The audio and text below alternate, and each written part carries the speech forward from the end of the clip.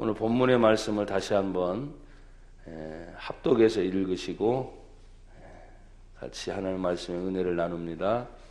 요한복음 4장 10절부터 14절 하나님 말씀입니다. 다 같이 함께 읽습니다. 시작. 예수께서 대답하여 이르시되 내가 만일 하나님의 선물과 또 내게 물 좀 달라 하는 이가 누구인 줄 알았더라면 내가 그에게 구하였을 것이요 그가 생수를 내게 주었으리라. 여자가 이르되 주여 물 기를 그릇도 없고 이 우물은 깊은데 어디서 당신이 그 생수를 얻겠사옵나이까. 우리 조상 야곱이 이 우물을 우리에게 주셨고 또 여기서 자기와 자기 아들들과 짐승이 다 마셨는데 당신이 야곱보다 더 크니까. 예수께서 대답하여 이르시되 이 물을 마시는 자마다 다시 목마르려니와 내가 주는 물을 마시는 자는 영원히 목마르지 아니하리니 내가 주는 물은 그 속에서 영생하도록 솟아나는 샘물이 되리라. 아멘. 할렐루야. 나는 여러분에게 오늘 예수님이 주셨던 그 축복처럼 여러분 안에서부터 솟아나는 샘물로 살기를 축복합니다. 인간은 인간의 몸의 구성체가 약 70% 가까이가 물이랍니다. 물. 살도 있고 뼈도 있고 신경세포도 있고 근육 조직까지 많이 있지만 그래도 인간의 몸의 구성체의 약 70% 가까이가 물이라 그래요. 그 의미는 물이 없으면 사람이 살 수 있다 없다? 살 수 없다는 말이죠. 그래서 물을 여러분들이 소중하게 생각하셔야 되고, 일본의 어느 과학자는 물을 가지고 연구한 얘기를 한 적도 있어요. 물이 정말 살아있는 생명이냐 아니냐. 그래서 똑같은 물을 계속 받아놓고 전 세계적인 물을 또 가서 떠와가지고 하나는 축복하고 사랑하고 고맙고 감사하고 이러지 말고 아멘 좀 하셔. 그럴 때는 좋은 얘기만 잔뜩 얘기해 주는 거예요. 그랬더니 그 물의 결정체를 현미경으로 조사를 해봤더니 정육각형 형체로 아주 반짝반짝 쫙 빛나는. 근데 똑같은 물을 떠놓고 나서 한쪽은 널 미워해, 이 나쁜 놈, 이 죽일 놈, 원망과 불평하는 말을 계속해서 그 물을 향해 쏟아놨더니 그 결정체가 완전히 일그러져 가지고 결정 자체가 나오지 않고 형태가 흐트러졌다는 거예요. 그래서 저는 그전에도 그랬지만 그런 내용을 알고 난 뒤부터는 물 한 컵을 마셔도 고맙다, 감사하다. 그냥 이 생명이 내 안에 들어와서 나와 잘 맞게 되면 그게 건강이고 감사하고 행복이기 때문이죠. 여러분, 많은 사람들이 기적을 바라는 행운을 찾아다닙니다. 그러나 그것은 1000분의 1 아니면 10만 분의 1, 몇천만 분의 1 이런 식으로 계산이 돼요. 그만큼 어렵다는 거죠. 그러나 우리들이 잘 아는 행복은 항상 내 주변에 가까이 있습니다. 그런 의미로 보세요. 옆에 계신 분이 행복인가?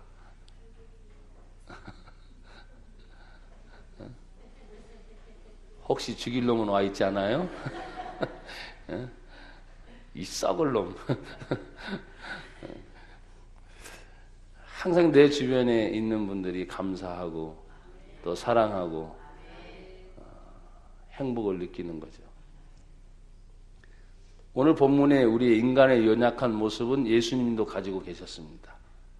그리고 오늘 성경에 등장하는 야곱의 우물, 사마리아 우물을 얘기하면서 한 여자가 물을 길러 오는 시간이 성경에 보게 되면은 6시로 돼 있는데, 그것을 우리나라 시간으로 말을 하면 그 유대인의 시간이 낮 12시, 우리나라 시간으로 말하면 한 12시 정도, 정오 시간이에요.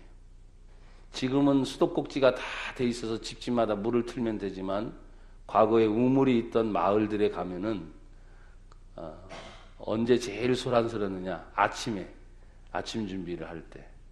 그 한낮에는 거의 텅텅 빕니다. 미리 물을 다 받아놓고. 그 다음에 또 언제 시끄럽냐 하면 저녁 때 밥하기 전 몇 시간 전부터 또 시끄러워요. 그 목사님 어떻게 하냐고요? 저도 옛날에 그런 시골에 살아봤기 때문에. 그래서 그렇게 모이는 시간인데 오늘 성경에 보면 등장하고 있는 사마리아 여인은 아무도 찾아오지 않는 그 낮 정오의 시간에 혼자 물을 길러 오게 됩니다. 그러면 같은 동네 사람이라도 무슨 급한 일이 있다든지 아니면 여러 가지 사정이 있다고 생각을 하지만 성경 뒷얘기를 보면 예수님이 이 여인에게 내 남편을 불러와라. 나는 남편이 없습니다. 남편이 없는 여자가 어디 있어요? 결혼을 했는데. 알고 보니까 예수님이 지적을 하셔요. 말하기 전에 남편이 너는 벌써 5이 있었고 그리고 현재 있는 남편도 내 남편이 없다고 하니 맞는 말이다. 6명 중에서 누구를 내 남편이라고 말하겠어요? 우리 한국말로 표현하면 기구한 운명이라 그래야 돼. 아니면 기막힌 사연이라 그래야 돼. 이것이 저와 여러분이 알고 있는 성경의 내용입니다. 우리 성도들 중에는 지금 보니까 이 여인에 해당되는 사람 하나도 없어요. 하나도 없어요. 근데 여러분들은 하다 보면은 가정생활을 할 때 가족의 문제나 남편의 문제나 시댁이나 친정의 문제를 생각할 때 여러분이 불만족스러울 때가 한두 번이 아닐 거예요. 성경에 해당되고 있는 이 여인만큼의 기구한 운명은 우리 교회에 있다 없다? 없다. 그래서 여러분들은 굉장히 행복한 분들이다. 할렐루야. 굉장히 행복한 분들이다. 그리고 이 여인이 살고 있는 지역이 사마리아입니다. 그 사마리아는 어떤 동네냐면 본문 요한복음 4장 9절에 얘기하고 있는 것처럼 사마리아 여자가 이르되 당신은 유대인으로서 어찌하여 사마리아 여자인 나에게 물을 달라 하나이까? 이유는 유대인은 사마리아인과 뭐하지 않아요? 상종하지 않기 때문입니다. 그러면 유대인인 예수님이 사마리아 동네에 들어갔다는 자체가 용납이 안 되는 거예요. 그런데도 예수님은 사마리아 동네에 들어갔어요. 그리고 예수님의 상태를 보면 심신이 굉장히 피곤한 상태였던 것을 우리가 보게 됩니다. 그것이 4장 6절입니다. 거기 또 야곱의 우물이 있더라. 예수께서 길을 가시다가 어떻게 해요? 피곤하여 우물 곁에 어떻게 해요? 그대로 앉으시니. 굉장히 지친 상태. 육신적으로 예수님은 굉장히 지쳐 있어요. 또 제자들은 음식을 사러 지금 점심때쯤 됐으니까 음식을 사러 마을로 들어갔다 오는 그런 상태에 바로 예수님과 이 여인이 만나게 되는 장면은 여러분이 신앙생활을 하신 분들은 대다수가 이 사건에 대해서 알고 있는 내용입니다. 근데 이번 한 주간 동안 제가 또 고민하면서 나나 여러분들이 한 번 더 우리의 인간의 연약한 모습, 예수님도 인간의 연약한 모습으로 피곤하고 지치고 그대로 앉아서 음식을 먹어야 되지만 사마리아 여인을 만나게 되는 그 순간에 육신은 약하지만 성경에 보니까 내 속에서 솟아나는 샘물이요 구원의 문제에 대해서는 다시 힘을 얻으시는 예수님입니다. 그 부분을 우리가 생각을 하려고 하는 거예요. 여전히 일주일 동안 살면서 직장생활, 가정생활, 우리 학생들의 학교생활 어떤 부분이든 쉽게 생각하는 사람은 없을 거예요. 다 어려울 거예요. 그게 육신의 생활인데 그 육신의 생활 속에도 내가 예배 중에 하나님을 만나고 하나님 말씀과 성령을 통해서 내 영이 힘을 얻는다면 여러분 내 영혼이 잘된 같이 너의 범사가 잘되고 내 육체가 강건하기를 원하노라. 지쳐있는 예수님이 어떻게 보십시오. 그대로 앉아. 여러분도 그렇잖아요. 완전히 파김치 됐다고 표현할 수가 있는데 그렇게 된 상황에서 그대로 지쳐서 앉아있을 때는 아무 말도 하고 싶지 않잖아요. 여러분. 저도 그렇던데 지쳐서 그대로 있으면 말하고 싶지도 않고 누가 와도 관심이 있어요 없어요? 솔직히 없는 거예요. 근데 예수님의 관심은 그게 아니었다는 거예요. 자신이 힘들고 지쳐도 저기에 한 번도 하나님을 모르는 사람이 왔다면 그에 대한 관심을 가졌다는 거예요. 이 세상 사람들은 지금 모두가 다 뭐 받고 싶어요? 관심 받고 싶어요.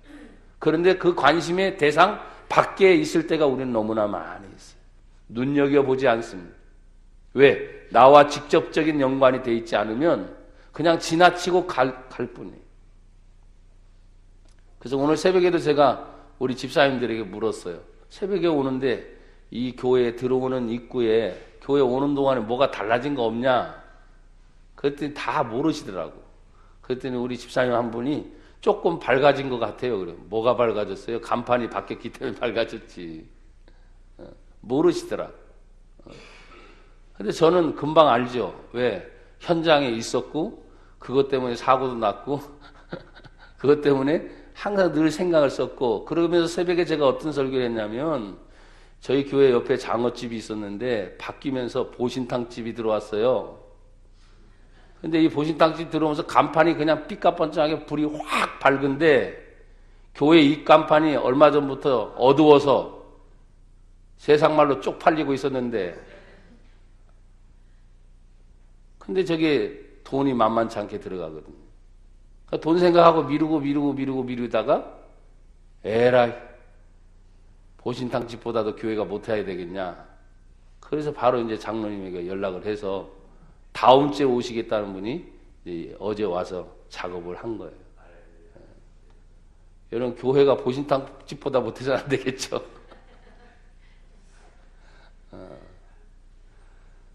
이걸 거꾸로 말하면 예수 믿는 사람들이 세상 사람들보다 쪽팔려서는 안 되겠죠. 직장생활하면서 가정생활하면서 내가 일반적인 사람들보다 예수를 믿는 특별한 사람들인데, 여러분, 은총으로 말을 해도 많은 사람들이 비의 혜택을 받거나 태양의 혜택을 받는 모든 평범한 것은 일반 은총이라 그래요. 믿는 자나 믿지 않는 자나 하나님이 다 주시는 것이다. 그러나 예수를 믿어 죄사함 받고 하나님의 자녀가 되고 영원한 영생이 있는 것을 알게 되고 하나님이 살아계신 하나님을 알게 되는 소망을 가진 사람은 특별한 은총을 받았다. 그래서 나나 여러분도 예수 믿는 건 특별한 겁니다. 그래서 특별한 사람들이 세상에 쪽팔리게 살면 안 되는 거죠. 특별한데 가난할 수 있습니다. 특별한데 몸이 아플 수도 있습니다. 특별한데 세상에 견주어 볼 때 굉장히 내가 그 가치관으로 볼 때 사람들은 말하잖아요. 돈이 있냐 없냐, 배웠냐 못 배웠냐, 크냐 작냐, 이런 것으로 자꾸 얘기를 하기 때문에 내 스스로도 자꾸 쪼그라들 수도 있어요. 그런데 여러분 고백하시잖아요. 늘 예수님이 어디에 계시다? 내 안에 계시다. 그 예수님이 가장 크신 분이잖아요. 온 천지 만물을 지으신 예수가 내 안에 있는데, 비록 건강이 안 좋을지라도 물질의 문제가 조금 힘들지라도 세상의 환경이 사람들 보기에 조금 부족한다 할지라도 별 차이가 뭐 있겠냐. 밥 세 끼 먹는 거 똑같고 비싼 거 먹고 안 먹고 차이겠죠. 근데 아무리 비싼 거 다 즐겨 드시고 뭐 한다고 해도 가서 화장실 들어가서 싸내는 건 다 똑같죠. 황금똥 싸는 것도 아니고 더러운 냄새 나는 똥 싸는 거 똑같습니다. 이게 인간의 모습이라는 거예요. 예수님의 관심은 지쳐 있습니다. 피곤합니다. 아무런 말을 하기도 싫지만 한낮에 찾아온 그 여인에 대한 관심을 예수님은 영적으로 바라보고 있는 것에 대해서 나와 여러분도 좀 더 관심을 가질 수 있기를 바랍니다. 세상 살다 보면 누구나 다 지쳐요. 다 힘들어 할 수 있어요. 하지만 내가 누구냐는 것에 대해서는 여러분이 늘 생각해야 돼요. 예수님은 이렇게 생각했을 것 같아요. 여기에 본문에 나와 있지는 않지만 지쳐있고 힘들어하는 공생의 사역의 모든 과정이 지쳐 있습니다. 새벽기도 하셔야지, 또 가시면 설교해야지, 병자 있으면 고쳐야지, 더러운 귀신 있으면 쫓아내야지, 사람들은 몰려오지. 그러니까 유대 땅을 떠나서 사마리아는 유대인들이 오는 곳이 아니기 때문에 어떻게 보면 예수님 피해서 오실 수도 있는 거예요. 그런데 성경을 보면 사마리아를 통과해야 하겠는지라 영어 성경은 must라는 단어를 쓰면서 반드시 가야 할 이유가 그곳에 있었다는 거예요. 여러분 인생은 반드시 이유가 있습니다. 나와 여러분들이 목적이 있습니다. 그냥 왔다 가는 것이 공생의 공소가 아니라 하나님이 이 땅에 나를 보내시면서 해야 할 일이 있다. 가정을 건사하고 직장이나 사회나 여기 젊은 청년이나 학생들도 잘 들으세요. 미래를 향해서 하나님 나에게 소망을 주셨을 때 이 땅에 내가 해야 할 무언가가 있다. 이것은 우리는 목적이라고 말합니다. 목적.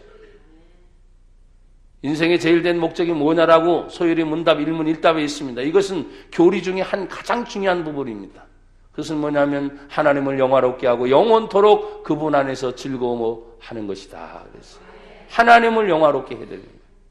먹는 것도 마시는 것도 일하는 것도 공부하는 것도 먹든지 마시든지 무엇을 하든지 다 하나님의 영광을 위하여 하라. 그래서 하나님 영광을 위해서 하는 거예요. 육신의 예수님은 이렇게 지쳐 있습니다.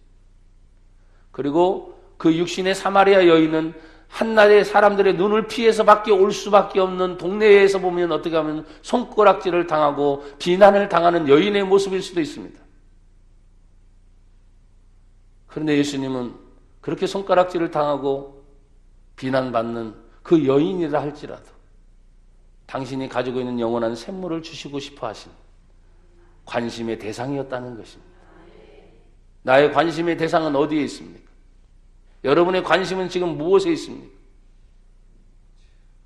오늘 예수님처럼 그 사이에 그냥 왔다 가는 걸 그냥 내버려 둘 수도 있지만 오늘 예수님은 관심을 가지고 대화를 나누게 되고 그 대화의 내용의 핵심이 오늘 물을 먹느냐 안 먹느냐 이것보다는 오늘 성경이 이런 말을 하죠. 4장 10절에 예수께서 대답하여 이르시되 내가 만일 뭘 주는 거냐면 하나님의 선물. 할렐루야. 둘째는 뭐라고 했습니까? 내게 물 좀 달라 하는 이가 누구인 줄 알았더라면, 자, 하나님의 선물이 뭔 줄 알았더라면, 그러면 지금 말을 하고 있는 나를 네가 좀 알았다면 말하는 게 달라졌겠죠.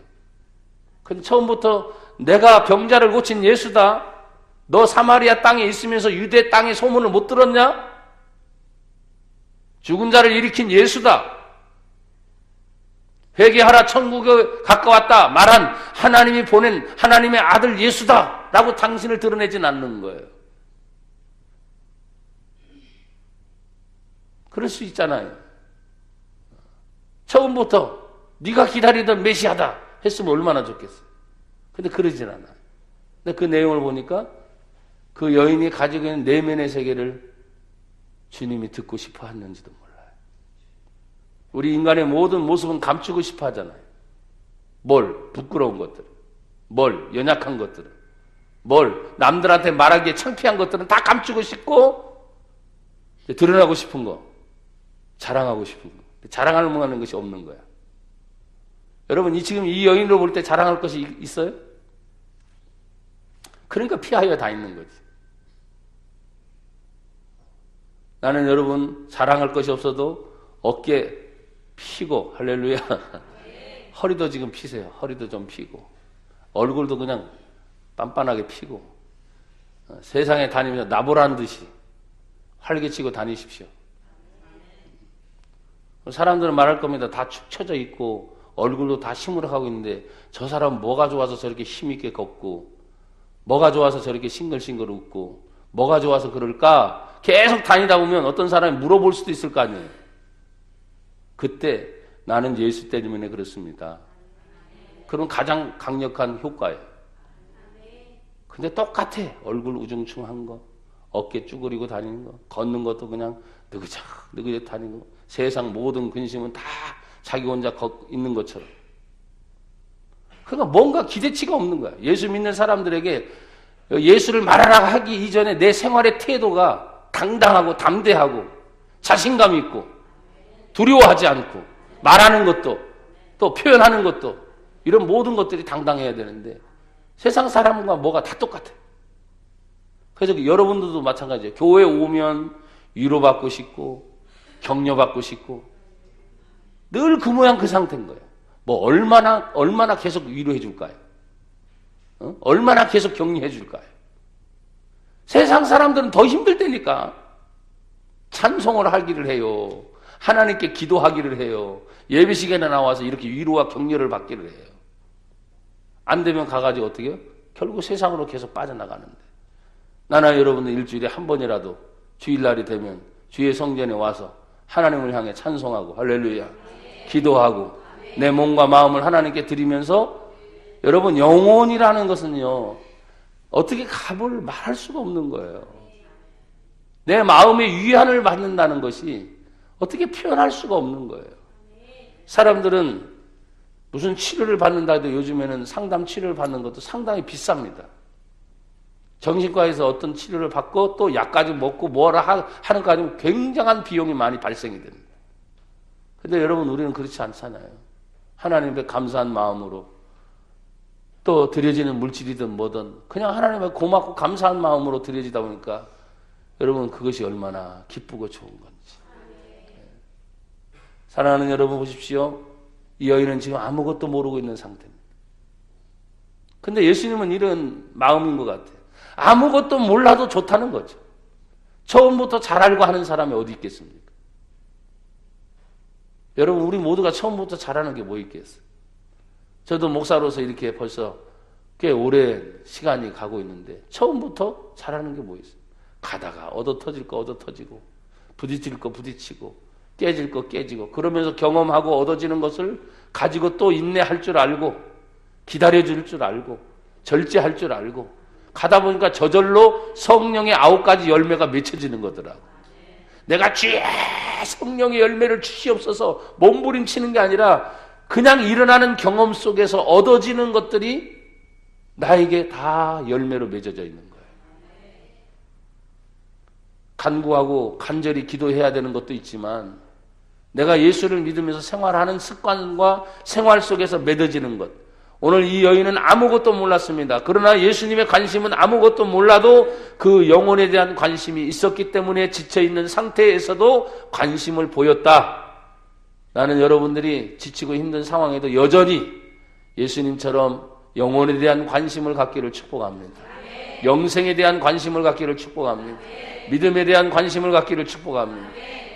여러분 우리가 주님의 일을 할 때 이 여인의 대답은 이겁니다. 주여 물기를 그릇도 없습니다. 이 물은 깊은데 어디서 당신이 그 생수를 얻겠습니까? 이 여인은 성경적 지식을 알고 있었어요. 야곱의 조상의 우물들까지. 이것이 지금 이 우물이 당신이 말하는 우물이 야곱의 우물인데 이 우물이 야곱의 주인으로서 당신이 더 큽니까? 자기가 알고 있는 모든 일반 상식을 다 동원하는 거죠. 인간의 수준은 거기까지입니다. 내가 알고 있는 걸 말하면 다 되는 거예요. 그러나 주님이 말하는 건 그 이상이잖아요. 여러분 우리가 이 세상에서 말하고 있는 정치, 경제, 법 뭐 여러 가지 많이 있는데 그거는 거기까지입니다.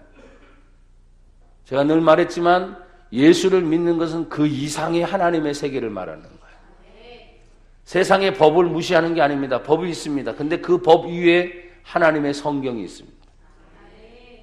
이것을 우리는 신앙으로 받아들이고 그 믿음 가지고 하나님의 뜻을 행해 나갈 때 세상에서 말하지 못하는 엄청난 하나님의 비밀들을 알게 됩니다.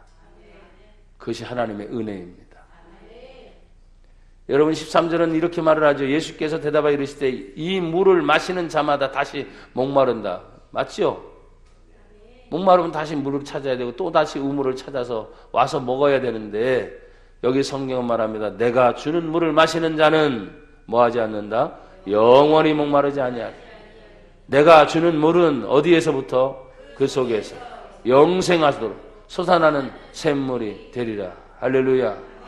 예수님 자신이 지금 샘물 같은 거예요. 당신이 우물이라는 거죠. 근데 이 우물을 여러분 속에 두어서 여러분 속에서부터 계속 솟아나는 샘물이 되리라 그랬어요. 여러분 그래서 사람들은 지금도 여기 물이 있지만 목이 마르면 물을 먹어주면서 내 목을 추려줘야 돼요. 갈급함을 해결해줘야 돼요. 육신의 상태이 똑같아요. 근데 우리가 말하고 있는 이 영적인 상태도 갈급해 있습니다. 사람들이. 메말라 있어요. 그래서 어디에서 찾을 수 있습니까? 오늘 성경은 네 속에서 내가 주는 물을 먹어라. 그러면 성경에서 말하는 물이 뭡니까? 한번 따라합시다. 하나님의 말씀, 성경. 이것이 곧 가장 기본적인 하나님 주신 말씀이 샘물입니다. 그래서 여러분이 성경을 읽어라. 성경을 자꾸 들어라. 성경을 자꾸 여러분이 보면서 배워라. 이 얘기를 기본적으로 하는 이유가 바로 그것입니다. 여러분 속에서부터 하나님의 말씀이 역사할 때 그것은 여러분에게 샘물이 됩니다. 내가 성경의 문자 하나하나를 읽고 듣는 것으로 끝나는 것이 아니라 그 말씀이 곧 하나님이 내 영을 통해서 말씀하시는 것으로 바뀌어지게 되는 거예요. 그래서 성령이 하시는 일이 하나님 말씀이 기억나게 하시고 하나님 말씀을 가르쳐 주셔서 내 안에서 여러분이 어떤 문제가 딱 터졌어요. 그 문제가 터지면 그 문제에 대한 고민을 합니까 안 합니까?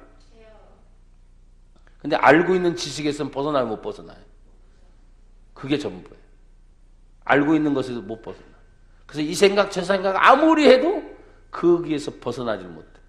그럼 만약에 여기에 또 다른 하나님의 성경이라는 것이 딱 주어졌어요. 성경.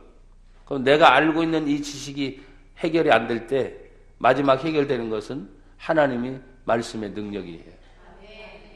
이것이 여러분 속에서 움직이는 능력이 돼야 됩니다. 근데 사람들은 그건 성경이잖아요. 성경. 근데 성경이 샘물이라니까요. 여러분이 가장 힘들고 어려운 순간에 두려워하고 떨고 있는 사람에게 읽어놓았고 들어왔고 암송해졌던 성경 말씀이 갑자기 생각나는 겁니다. 마치 이와 같은 것이죠. 두려워하고 있는 넌 마음에 두려워하지 말아라. 근심하고 있는 넌 마음에 근심하지 말아라. 놀라지 말라. 두려워하지 말라. 내가 너와 함께하리라.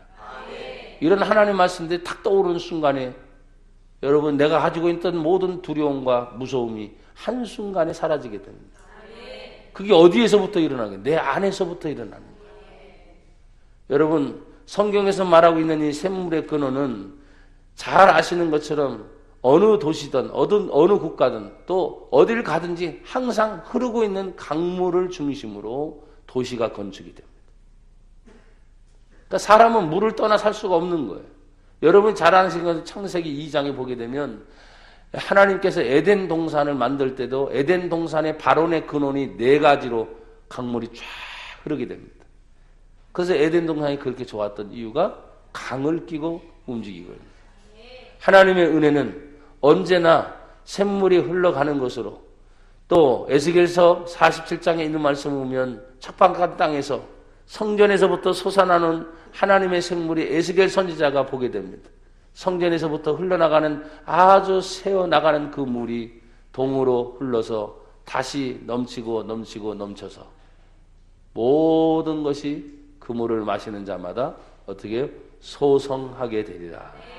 살아나는 은혜가 있어요.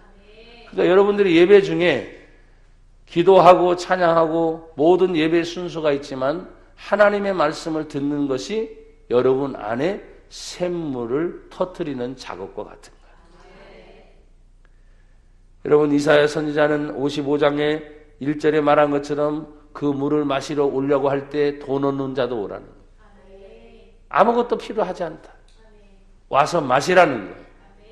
그 마심의 의미는 내 안에서부터 일어나게 되는 줄 믿습니다. 사랑하는 여러분, 오늘 우리가 예수 그리스도를 믿고 나간다는 것은 성경 속에 나와 있는 것처럼 이 여인도 기가 막힌 여인이죠. 인생에 기구한 거예요. 예수님 자신도 육신으로 피곤했어요.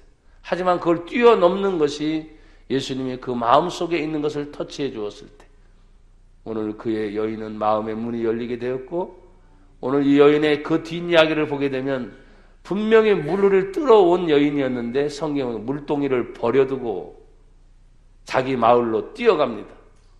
그리고 말합니다. 우리가 기다리던 메시아를 내가 만났다. 근데 사마리아 동네에 어떤 일이 벌어졌습니까?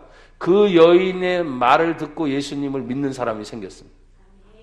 그리고 그 마을에 며칠 동안 예수님이 계속 계시면서 같이 성경을 나누고 대화를 나눌 때 나중에는 여인의 말보다도 예수님의 말 때문에 믿는 사람이 더 많이 생겼습니다. 그렇습니다. 여러분 안에 샘물이 마르면 더 이상 나오지 않아요. 그러나 여러분 안에 샘물이 계속 터져서 하나님 주시는 은혜가 나오기 시작하고 하나님의 갖다 붙이면 되는 거예요. 샘물이 뭐냐? 은혜다 하면 은혜가 나오는 거예요. 샘물이 뭐냐? 사랑이다 하면 사랑이 나오는 거예요.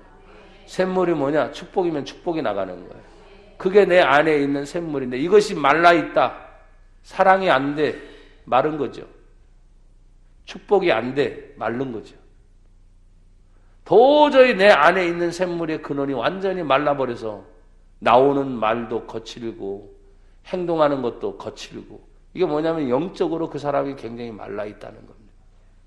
나는 여러분들이 그 말라있는 샘물이 아니라 터져나오는 샘물이 되어서 여러분이 붙이는 좋은 것 그대로 내 안에 하나님 말씀은 언제나 생명이기 때문에 여러분을 살리고 다른 사람을 살릴 줄 믿습니다. 여러분 보십시오. 오늘 내가 주는 물을 마시는 자는 영원히 목마르지 아니하리니 내가 주는 물은 그 속에서 영생하도록 솟아나는 샘물이 되리라. 이게 나중에 예수님이 요한복음 7장에 가서는 이 샘물을 성령이라고 말씀을 하세요. 자, 요한복음 7장을 한번 보십시다.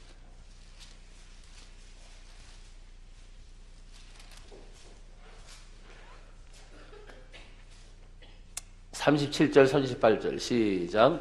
명절 요한복음 7장 37절 38절 시작. 명절 끝날 곧 큰 날에 예수께서 서서 외쳐 이르시되 누구든지 목마르거든 내게로 와서 마시라. 나를 믿는 자는 성경의 이름과 같이 그 배에서 생수의 강이 흘러나오리라 하시니 39절까지 이는 그를 믿는 자들이 받을 성령을 가리켜 말씀하신 것이라. 아멘. 누구든지 목마르거든 내게로 와서 마셔라. 예수님 말합니다. 나를 믿는 자는 성경의 이름과 같이 그 배에서 생수의 강이 흘러나리라. 이 생수의 강이 뭐라고요? 성령이시다 그랬어요. 여러분, 그래서 우리가 하나님의 은혜를 사모하고 하나님의 말씀을 자꾸 듣고 배울 때 내 안에 성령이 자꾸 역사하시는 거예요. 그래서 여러분이 기도할 때 성령님 은사 주시고 하나님 성령으로 충만하게 해주세요. 이 말의 의미는 뭐냐면 내가 지금까지 듣고 배워왔던 하나님의 말씀들이 내 안에 강력하게 다시 되새김질에 살아나는 거예요. 제가 여러분에게 그런 표현을 한 적이 있습니다. 내 안에 아무것도 없는 것이에요. 아무것도 없어. 아무것도. 아셨어요? 지금? 아무것도 없어. 근데 성령님이 딱 오셨어. 근데 그 성령님이 뭔가 생각나게끔 해야 되는데 아무것도 없어. 그럼 여러분이 알아듣겠어요? 못 알아듣겠어요? 못 알아듣. 그러니까 여러분 안에 먼저 하나님의 말씀을 보고 읽고 듣고 하는 말씀들을 계속 채워놔야 돼. 잊어버려도 좋아. 근데 주의 성령이 오시면 여러분이 잊어버렸던 것들이 어떻게 해요? 생각나게 하세요. 아, 이거구나. 아, 그때 하신 그 말씀이 그거구나. 하나님이 또 이렇게 하셨구나. 그게 맞아떨어져야 되는 거죠. 성령님 오셔서 아무것도 없는 상태에서 아무것도 못하죠. 그래서 여러분들이 신앙생활에서 은혜를 받다 보면 자꾸 더 기도하고 싶어지고 자꾸 찬송하고 싶어지고 성경도 자꾸 읽어지고 싶어. 예배 시간 나오지 말라고 그래도 예배 시간 자꾸 나오고 싶은 이유가 뭐냐면 그게 하나님의 성령이 역사하시는 거예요. 왜? 성령은 자꾸 기도하는 시간으로 끌고 가는 거예요. 찬양하는 시간, 예배 시간에 말씀을 자꾸 들어서 그 영이 살아나야 자신의 육체의 삶도 문제가 해결되기 때문에 그렇단 말이에요. 근데 은혜가 떨어지면 사람들이 예배에 잘 동참을 못해요. 왜? 예배만큼이나 세상에 좋은지 어쩐지 모르겠지만 세상도 좋은 게 굉장히 많거든. 즐기는 것도 많고.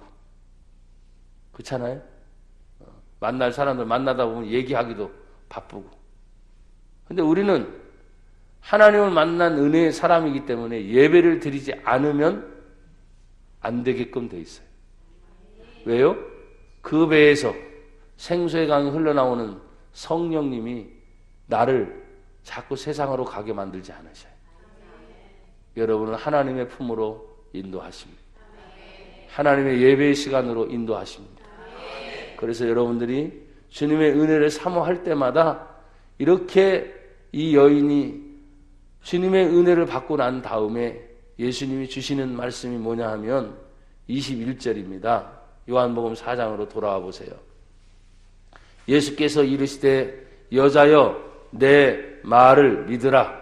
이 산에서도 말고 예루살렘에서도 말고 너희가 아버지께 예배할 때가 이르리라. 22절 너희는 알지 못하는 것을 예배하고 우리는 아는 것을 예배하노니 구원이 유대인에게서 남이니라. 23절 아버지께 참되게 예배하는 자들은 영과 진리로 예배할 때가 오나니 곧 이때라. 아버지께서는 자기에게 이렇게 예배하는 자들을 찾으시느니라. 24절은 다 같이 읽죠. 시작. 하나님은 영이시니 예배하는 자가 영과 진리로 예배할지니라. 아멘. 그리고 나서 진정한 예배가 이루어지게 된다. 그리고 이 여인이 예수인 것을 그리고 그리스도인 것을 알게 됐을 때 뛰어가서 자기 동네 사람들에게 만난 예수를 전해준 것처럼 오늘 우리 모두도 마찬가지입니다.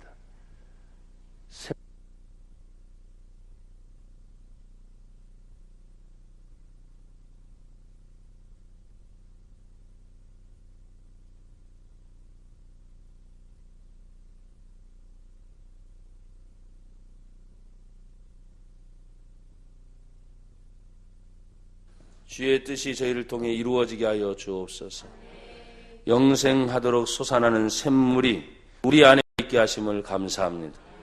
그 샘물의 이름이 말씀이며 그 샘물의 이름이 예수이며 그 샘물의 이름이 성령인 것을 기억할 때 우리 속에 사모하는 마음을 주셔서 더욱더 하늘의 뜻을 이룰 줄 아는 저희의 모습이 되게 하옵소서.